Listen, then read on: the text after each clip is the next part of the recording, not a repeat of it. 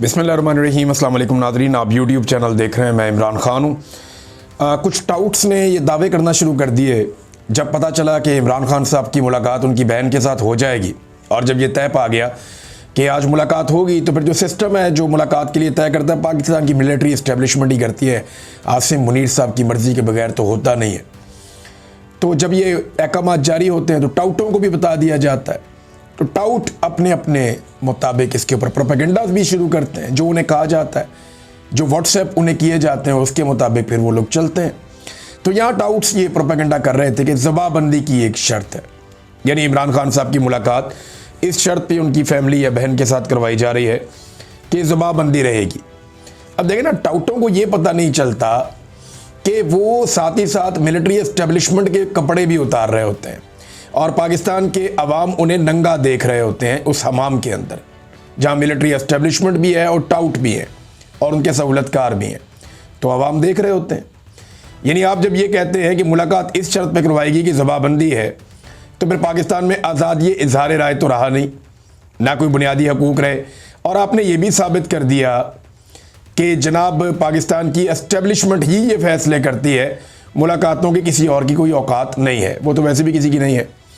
तो टाउटों को मुंह की खानी पड़ गई जैसे ही इमरान खान साहब की बहन बाहर निकली और उन्होंने आकर बताया कि इमरान खान साहब ने जेल के अंदर बैठकर क्या कहा।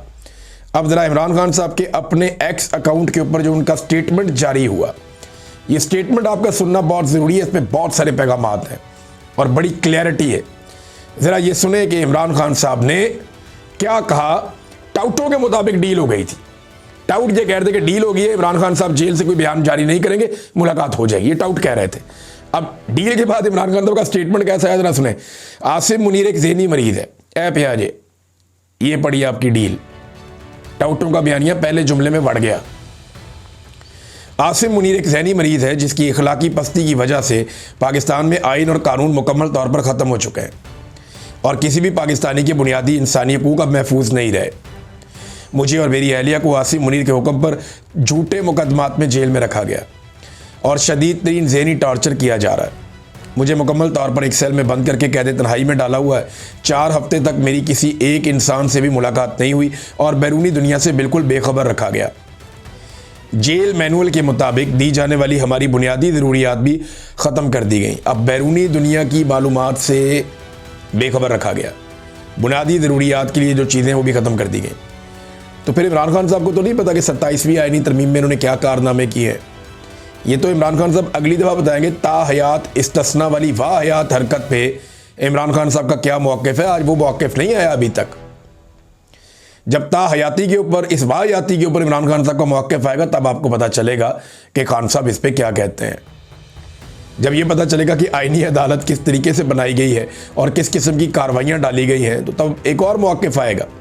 हाई कोर्ट के अहकामात के बावजूद पहले मेरी सियासी साथियों से मुलाकात पर पाबंदी लगाई गई और अब वकला और अहले खाना से मुलाकातें भी बंद कर दी गई। इंसानी हकूक़ का कोई भी चार्टर उठाकर देख लें, ज़हनी तशद्दुद भी टॉर्चर ही कहलाता है और जिस्मानी तशद्दुद से भी ज़्यादा संगीन अमल समझा जाता है। मेरी हमशीरा नौरीन नियाज़ी को सड़क पर घसीटा गया सिर्फ इसलिए कि वो मुझसे मुलाकात का जायज़ हक मांग रही थी। ये सिर्फ आसिम मुनीर जैसा शख्स ही कर सकता है। उसने डॉक्टर यास्मीन राशिद जैसी बुजुर्ग कैंसर सर्वाइवर को सियासी इंतकाम की गर्ज से जेल में डाला हुआ। मेरी अहलिया बुशरा बेगम को सिर्फ मुझ पर दबाव डालने के लिए कैद किया हुआ है। उनके बच्चों से भी उनकी मुलाकात नहीं करने दी जा रही। इनको तमाम सहूलियात से महरूम रखा गया है। इन सब मिसालों से इस शख्स की ज़हनी सतह का अंदाज़ा होता है।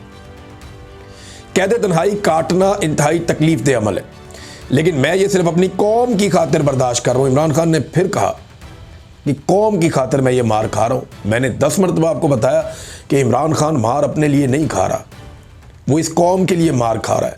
उसकी ज़िंदगी बड़ी शानदार है। इमरान खान अपनी ज़िंदगी जो बाकी बची है ना, सिर्फ सेल्फियाँ खिंचवाने में गुजर जाए तो लोग जितना प्यार करते हैं ना, एक लम्हे के लिए वो तनहा ना हो। इमरान खान अगर पूरी दुनिया का चक्कर एक लगा लेना तो दुनिया उसको सर और आंखों के ऊपर बिठाए। उसको अपने लिए कोई प्रॉब्लम नहीं है। प्रॉब्लम कहाँ पे है? प्रॉब्लम है पाकिस्तानी कौम के लिए। उसके लिए वो कुर्बानी दे रहा है। मैं अपनी कौम के लिए ये तकलीफ़ बर्दाश्त कर रहा हूँ कैद तन्हाई की। जब तक कौम खुद गुलामी की जंजीरें नहीं तोड़ती, पाकिस्तान पर मुसल्लत माफियात ऐसे ही उसका इस्तेहसाल करते रहेंगे। एक्सटेंशन माफिया, लैंड माफिया, चीनी माफिया, मैंडेट चोर माफिया, हर एक इस कौम को तब तक गुलाम बनाकर रखेगा जब तक ये कौम खुद उठकर खड़ी नहीं हो जाती। आप आज इनके गुलाम हैं, आपकी नस्लें इनकी नस्लों की गुलाम होंगी। अगर इस चक्कर को तोड़ना है तो कौम को खुद गुलामी की जंजीरें तोड़कर हकीकी आज़ादी के लिए खड़ा होना है। देखिए, मैं अगर गुलाम हूं ना नवाज शरीफ का, तो ऑटोमेटिकली मेरे बच्चे मरियम नवाज के गुलाम हो जाएंगे, उनके बच्चे जो हैं वो मरियम नवाज के बच्चों के गुलाम हो जाएंगे। तो एक आम पाकिस्तानी सोचे ना कि क्या वो गुलामी पसंद करता है अपने बच्चों के लिए? क्या उसने गुलाम पैदा किए या उसकी औलाद को रब ने गुलाम पैदा किया है?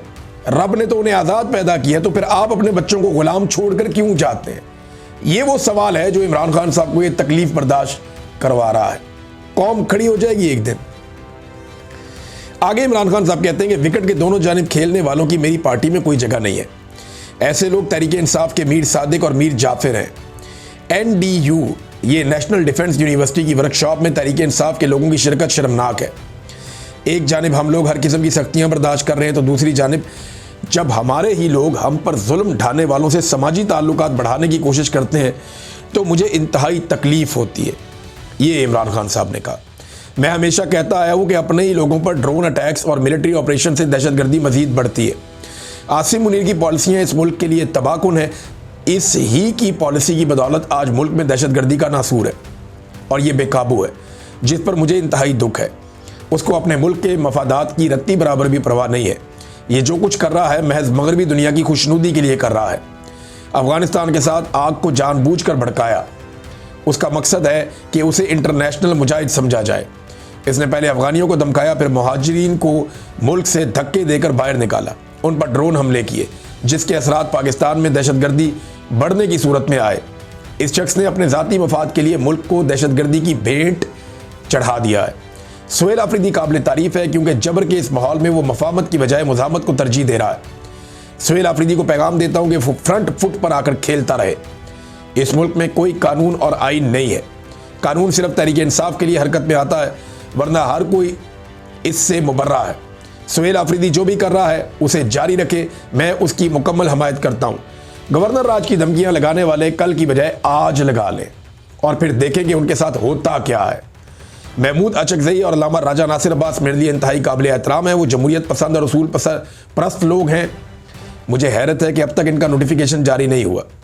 तहरीक इंसाफ की पार्लिमानी जमात को हदायत करता हूँ कि स्पीकर और चेयरमैन सेनेट के सामने इस मामले पर एहतजाज करें ताकि उनका अपोजिशन लीडर का नोटिफिकेशन जारी किया जाए। इसके अलावा मौजूदा निज़ाम मुखालिफ किसी भी किस्म की तहरीक के लिए जो भी कॉल तहरीक तहफ़्फ़ुज़ आईन पाकिस्तान की जानिब से दी जाए, तमाम तहरीक इंसाफ उस पर अमल करे। अडियाला जेल में इमरान खान साहब का ये स्टेटमेंट। जरा दूसरा हिस्सा जो है वो एडमिनिस्ट्रेटिव है। अब तक के लिए इतना ही। अपना ख्याल रखिएगा, अपने इस चैनल का भी। अल्लाह हाफ़िज़।